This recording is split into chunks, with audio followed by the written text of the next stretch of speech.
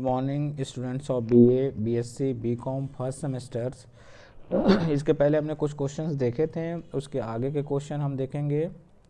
और जैसा कि हमने बताया था कि जो मोस्ट इम्पोर्टेंट क्वेश्चंस हैं वो हम आपके लिए लेकर आते रहते हैं। देखिए, आप भी सीरियसली लेंगे, क्योंकि सीरियसली नहीं लेंगे तो बैक जब लग जाता है ना तो बड़े बेबस तरीके से, बड़े लाचार तरीके से देखते हैं, बच्चे दौड़ते हुए नज़र आते हैं। बार बार पूछेंगे सर इसमें बैक लग गया, क्या करें, कैसे भरें। और उसके साथ साथ में आपका 6 महीने जब अगला सेमेस्टर आता है तब जा कर के आप बैक पेपर अप्लाई कर पाते हैं। और साथ साथ में दूसरी चीज़ें ये है कि पैसा भी आपका एक्स्ट्रा लगता है। तो ये सब चीज़ों को ध्यान रख करके इसको इग्नोर नहीं करेंगे, क्योंकि अगर आप इसमें पास नहीं होंगे तो आपको मार्कशीट पास लिखेगा ही नहीं, बैक पेपर लिख देगा। तो जैसे सारे के सभी पेपर्स इंपॉर्टेंट हैं, वैसे ये भी आपके लिए उतना ही इम्पॉर्टेंट है। तो इसलिए इसको इग्नोर नहीं करेंगे। एटलीस्ट कम से कम 75 में 30 मार्क्स तो लाना ही आपको पड़ेगा इसको क्वालिफाई करने के लिए। तो स्क्रीन पर आप देख पा रहे होंगे कुछ क्वेश्चंस, जिसको हम एक एक करके डिस्कस करेंगे। तो एक एक करके हम देखेंगे आंसर भी और उसको समझते हुए चलेंगे। नाउ जो फर्स्ट क्वेश्चन आप देख पा रहे होंगे वो सिंपली क्या लिखा हुआ, लॉजिकली शरीर का निर्माण करने वाले तत्व हैं। ऐसे तत्व जो शरीर का क्या करते हैं, निर्माण करते हैं। तो उसमें सबसे जिसमें क्या आपका आ जाएगा, प्रोटीन। कौन आ जाएगा, प्रोटीन, जिसको हम बोलते हैं building blocking of the body, मतलब कि बिल्डिंग मेकिंग भी तत्व बोलते हैं। ठीक है, तो शरीर को निर्माण में या शरीर को बनाने में प्रोटीन का एक इम्पॉर्टेंट रोल है। नाउ नेक्स्ट क्वेश्चन हम देखेंगे, एक एक करके धीरे धीरे आगे बढ़ेंगे। तो उसका ऑप्शन प्रोटीन कौन सा ऑप्शन था, प्रोटीन ऑप्शन ये था, तो ऑप्शन ये हो जाएगा 60 का। 61 क्वेश्चन देखेंगे। नाउ नेक्स्ट ध्यान से देखेंगे, प्रोटीन का सर्वोत्तम स्रोत है। स्रोत का मतलब हम प्रोटीन को कहाँ से सबसे ज़्यादा ऑब्टेन कर सकते हैं, सबसे ज़्यादा प्रोटीन को कहाँ से प्राप्त कर सकते हैं, जिसको हम बोलेंगे प्रोटीन का सर्वोत्तम स्रोत है। तो ए ऑप्शन हो सकता है, होगा, जिसको हम बोलेंगे मांस, मछली एवं अंडा। ठीक है, तो एग से आपको पता है एग प्रोटीन के लिए एक अच्छा सोर्स माना जाता है। और दूसरा जो है वो मांस और फिश के लिए भी, प्रोटीन के लिए आप जानते हैं कि ये भी एक इम्पॉर्टेंट सोर्स है। नाउ नेक्स्ट क्वेश्चन 62, जल में घुलनशील है। मतलब देखो ये भी एक इम्पॉर्टेंट क्वेश्चन है, बार बार आता ही रहता है लगभग। जल में घुलनशील है तो कौन सा घुलनशील है भाई, विटामिन सी, जिसको हम वाटर सोलूबल विटामिन बोलते हैं। क्या बोलते हैं, वाटर सोलूबल या जल में घुलनशील। और इसको याद कैसे रखोगे भाई, वाटर सोलूबल को विटामिन सी और क्या याद रखोगे, and B complexes, vitamin C and B complex. B complex कहने का मतलब है B1 बी के जितने भी हैं, B1 B6 B12, ये सब के सब कहलाएंगे बी कॉम्प्लेक्सेस में आ जाएंगे। ठीक है, तो जो हम बात कर रहे हैं वो किसकी कर पा रहे हैं, वो ये कह रहे हैं कि, और इसी के साथ साथ में कभी कभी वाटर सोलूबल पूछ लेता है या वसा में घुलनशील। तो फैट सोलूबल के लिए क्या करेंगे, फैट सोलूबल को याद रखेंगे अडेक से। किससे याद रखेंगे, एडेक से। एडेक का मतलब ADEK। एडेक में विटामिन ADEK, ये जो है वो वसा में फैट सोलूबल जिसको बोलते हैं, क्या बोलते हैं, फैट सोलूबल। जबकि वाटर सोलूबल जो होगा वो विटामिन सी, और vitamin C and B complexes का मतलब B1 B6 B12, जितने भी बी के विटामिन हैं। सोलूबल, वाटर सोलूबल जो विटामिन होती हैं हमारे शरीर में रुकती नहीं हैं, वो उनकी थोड़ा थोड़ा मात्रा में हमको लेना पड़ता है बार बार। ठीक है, कह सकते हैं कि बार बार हमारे शरीर से निकल जाती हैं। ठीक है, नेक्स्ट क्वेश्चन हम देखेंगे, क्वेश्चन नंबर 66, दालों में सबसे अधिक मिलता है। आपको भी पता है कि अगर हम ये समझें कि जैसे कि फल फ्रूट्स इन सब में सबसे ज़्यादा हमको क्या सोर्स है, तो अगर मांस और अंडा इन सब को छोड़ दिया जाए तो जो दूसरा सबसे बेहतरीन स्रोत है प्रोटीन का वो है दाल। दालहानी फसलें का मतलब जितनी दाल वाली फसलें हैं, तो सबसे बेहतरीन सोर्स किसके हैं, प्रोटीन्स का। किसका सोर्स है, प्रोटीन का। दाल में चाहे उड़द का दाल हो, चाहे चने का दाल हो, चाहे मटर का दाल हो, ये जितनी भी दालें हैं सब सब किसके लिए जानी जाएंगी, प्रोटीन रिच होती हैं। ठीक है, नेक्स्ट क्वेश्चन, हरी पत्तेदार सब्जियों में पाया जाता है। हरी पत्तेदार सब्जियों में पाया जाएगा, तो क्या पाया जाएगा, खनिज और लवण, मतलब मिनरल्स। क्या पाए जाएंगे, मिनरल्स जो होगा वो किस में पाया जाएगा, हरी पत्तेदार सब्जियों में। ठीक है, नाउ नेक्स्ट क्वेश्चन, मांस, मछली तथा अंडा मांस मछली तथा अंडा में कौन सा पोषक तत्व होता है? तो हमने ये पहले से ही बताया, 20 का ही इसी का आंसर पूछ लिया, बता दिया था। दोनों तरीके से आ सकता है, प्रोटीन किस में पाया जा सकती है पूछ सकता है, या फिर मांस मछली और अंडा में क्या पाया जाता है, तो इसका D option. Now next question, खाद्य संरक्षण किया जा सकता है सूक्ष्म जीवाणुओं से, माइक्रो ऑर्गेनिज्म। सूक्ष्म जीवाणुओं का मतलब माइक्रो ऑर्गेनिज्म से हम कैसे सुरक्षित कर सकते, तो दूर रख करके, इनसे दूर रख करके, मार करके, इनको किल करके, निकाल करके, उपयुक्त सभी। तो मतलब इसका आंसर हो जाएगा डी, माइक्रो ऑर्गेनिज्म से हम कैसे उनसे दूर रखें और साथ साथ में उनको किल कर दें, या फिर नेक्स्ट हम क्या करें, उनको निकाल करके, तो उपयुक्त सभी हो जाएंगे। ये आ जाएगा आपका ऑप्शन जो है वो डी। ठीक है, नेक्स्ट हम क्वेश्चन देखेंगे। डी में निम्न में से कौन परिरक्षक पदार्थों के रूप में इस्तेमाल किए जाते हैं? तो परिरक्षक का मतलब है कि हमारा जो फूड है वो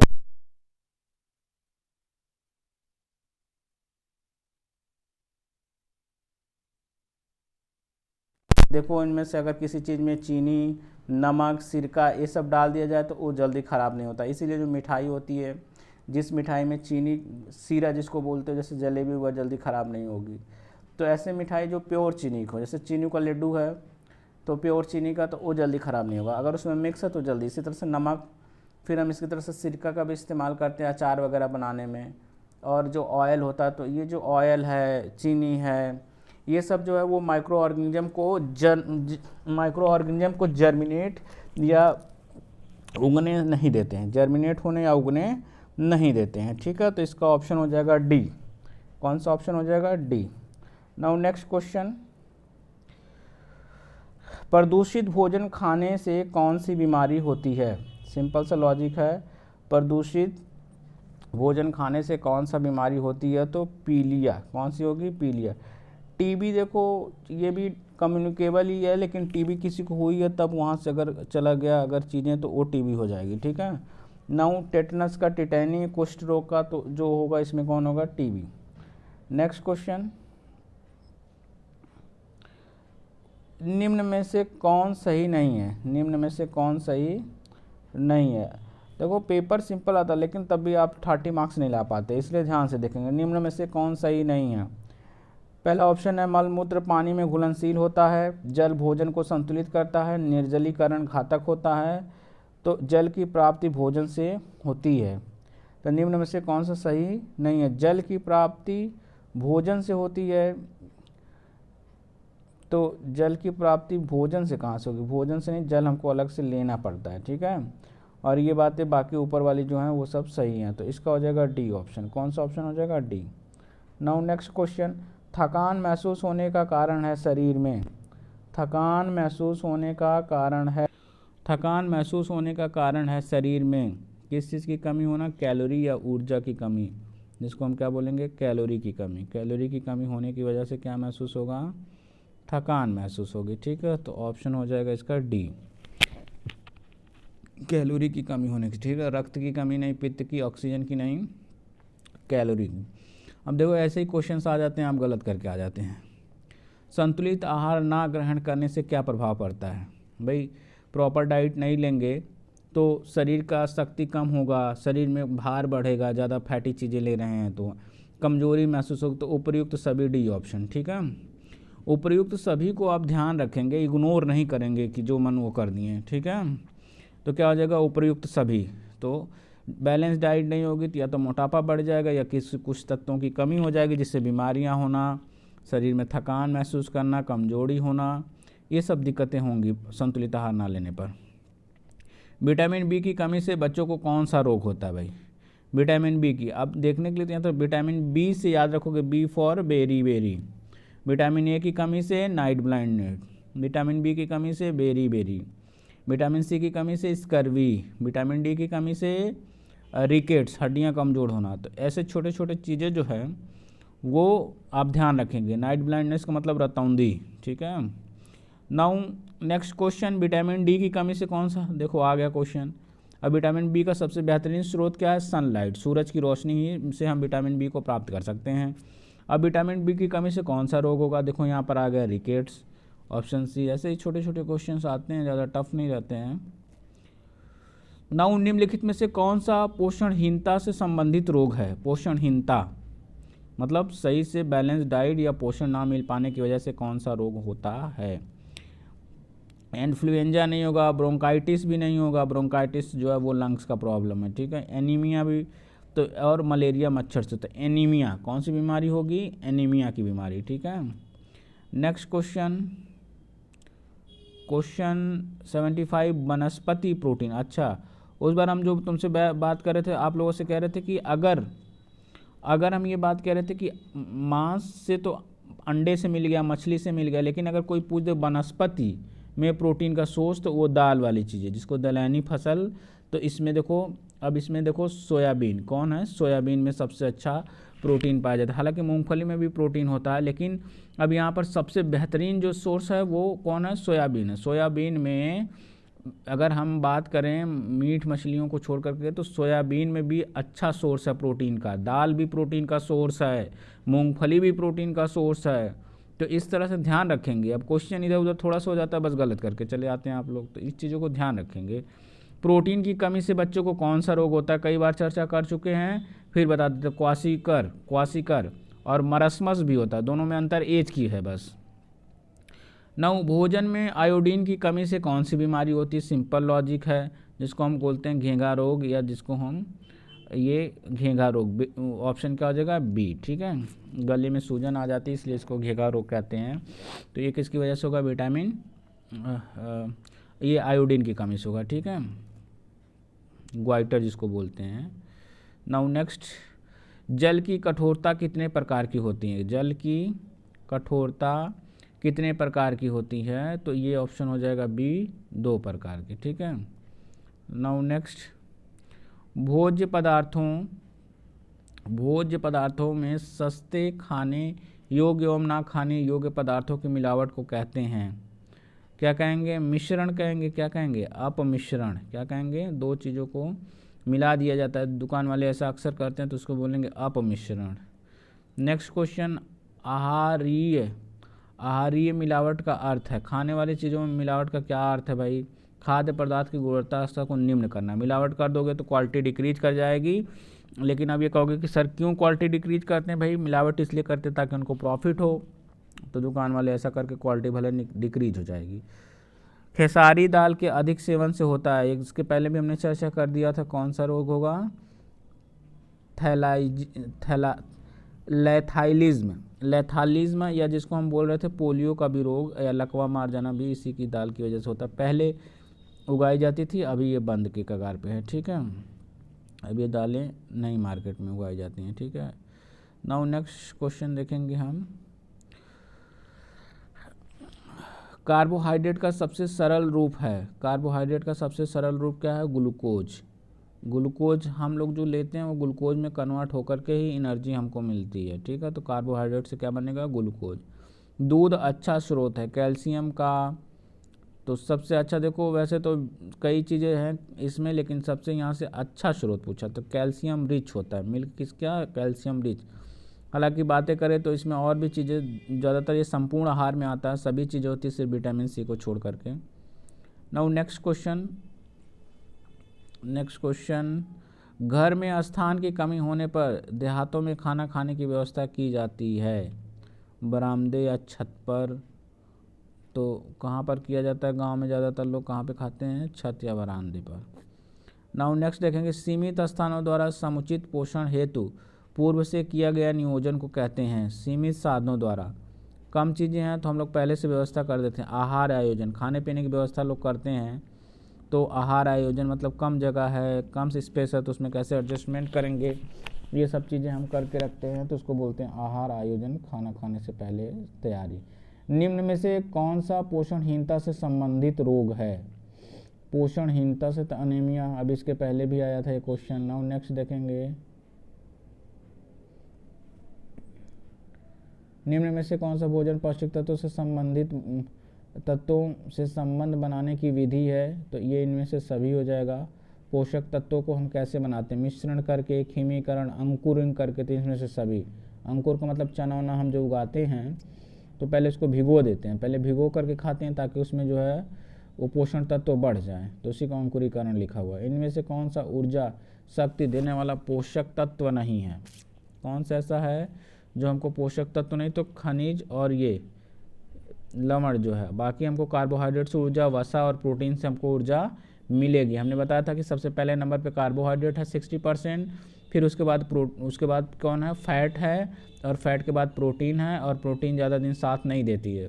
अल्टीमेटली अगर इसके बाद भी नहीं मिला भोजन तो जो इंसान होगा या जो ऑर्गेनिज्म होगा, जो जीव होगा, उसकी डेथ हो सकती है। ठीक है। नाउ नेक्स्ट क्वेश्चन, एक गिलास पानी को शुद्ध करने के लिए ब्लीचिंग पाउडर की कितनी मात्रा डाली जाए? अच्छा, ये भी एक इम्पॉर्टेंट क्वेश्चन है।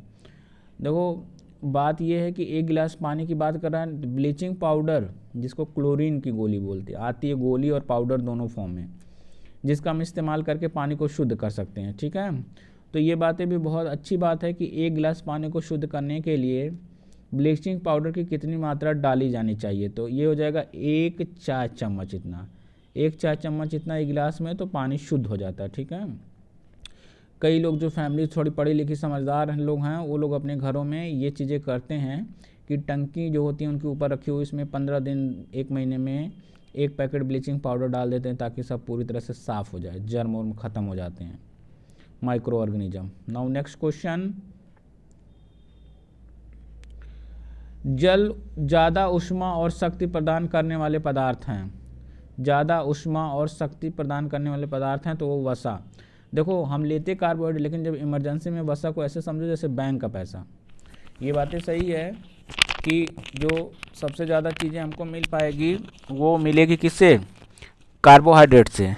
लेकिन अगर कार्बोहाइड्रेट नहीं है और इसके बाद फिर टूट करके हमको एनर्जी मिल रहा है, तो वो किससे मिलेगा, प्रोटीन से, फैट से।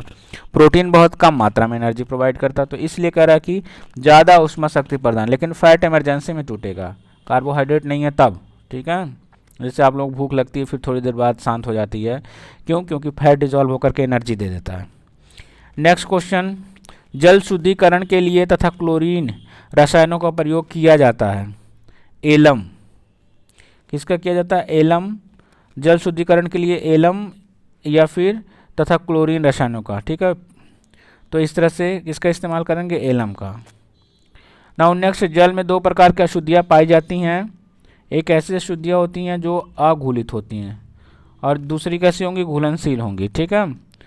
तो जैसे आप पानी में वो रेत टाइप का सैंड आ गया, या फिर कैल्शियम मैग्नीशियम ऐसी हो जो घुले ना, तो उस घुलनशील अघुलनशील। भोजन का लापरवाही से हस्तन करने से वह डैश हो जाता है, क्या हो जाता है, दूषित। मतलब बेलापरवाही बिना हाथ धोए खाना पीना खाना, तो उससे क्या हो जाएगा, दूषित हो जाएगा। क्या हो जाएगा, दूषित हो जाएगा। कीटनाशक दवाइयों का कुप्रभाव दूर करने के लिए सामग्री को अच्छी तरह से चाहिए। कीटनाशक जो दवाइयाँ हैं उनसे दूर रखने के लिए उसको अच्छी तरह से क्या करना चाहिए, धोना चाहिए। क्या कर सकते हैं हम, धो करके कीटनाशक को हटा सकते हैं। ऑप्शन है। नौ, आहारीय मिलावट प्रतिबंधनात्मक अधिनियम लागू हुआ था, कब, कि मिलावट को रोकने के लिए, प्रतिबंधनात्मक का मतलब मिलावट रोकने के लिए, खाने पीने वाली चीज़ों में मिलावट को रोकने के लिए 1 जून 1955 में ये लागू हुआ था कि कोई भी सामग्री में मिलावट ना की जाए, वरना दंडनीय अपराध है। अगर पकड़ा जाएगा तो तुम लोग मार्केट इंस्पेक्टर देखते होगे, चीज़ों को समय समय पर चेक करते रहते हैं और पकड़े जाने पर जेल या जुर्माना किया जाता है। नाउ ऑप्शन, क्वेश्चन 96, खेसारी दाल मिलाई जाती है। अब इस दालों को मिलावट के लिए काम करते हैं, मिला लेते हैं, किस में मिला लेते हैं, अरहर की दाल में मिला लेते हैं। उसी टाइप की ये भी दाल है क्योंकि वो सस्ती है में मिल जाती है। दूध बैक्टीरिया रहित हो जाता है, दूध में माइक्रो ऑर्गेनिज्म को हटा दिया जाता है। दूध को कैसे करके, गर्म करके। इसीलिए हम दूध को ज़्यादातर क्या करते हैं, गर्म। नहीं गर्म करने पर दूध खराब भी हो जाता है जल्दी। वसा के माध्यम से पकाया गया भोजन, वसा के माध्यम से पकाया गया भोजन गरिष्ठ हो जाता है। कैसा हो जाएगा, गरिष्ठ। नाउ नेक्स्ट, गरिष्ठ मतलब थोड़ा दिक्कत करेगा पाचन वाचन होने में। सब्जियों को धोना चाहिए, सब्जियों को धोना चाहिए छीलने से पहले। क्यों, क्योंकि विटामिन वगैरह नष्ट कम हो, तो छीलने से पहले। ठीक है। नाउ नेक्स्ट, खाद्य सामग्री के पोषण तत्वों में वृद्धि का उपाय है। तो पोषण तत्व को वृद्धि के लिए हमने इसके पहले भी ये बातें बताई थी कि उसको हम अंकुरित कर लें, खमीरीकरण कर लें, खाद्य सामग्री का मेल जोल, कई चीज़ें हम मिला लें उसमें, तो इस तरह से हम पोषक तत्व को मिला सकते हैं। तो ऑप्शन डी होगा। मतलब इसीलिए चने को लोग क्या करते हैं, पहले उसको भिगो लेते, थोड़ा अंकुरित हो जाए ताकि उसके पोषक तत्व ज़्यादा से ज़्यादा हमें मिल सकें। तो ये थे कुछ क्वेश्चंस आपके। कृपया ध्यान रहे, अपने भी करिए और बच्चों तक भी पहुंचाइए ताकि सब लोग अच्छा नंबर से क्वालिफाई कर सकें। ध्यान रहे, बार बार ये बातें हमने बताया था कि इस सब्जेक्ट का भी उतना ही इंपॉर्टेंस जितना सारे सब्जेक्ट का, क्योंकि इसमें भी क्वालिफाई होना कंपलसरी है। तो ये कुछ आपके क्वेश्चन थे। Thanks for listening as well as watching. Share other students of BSc, BA, BCom first semester.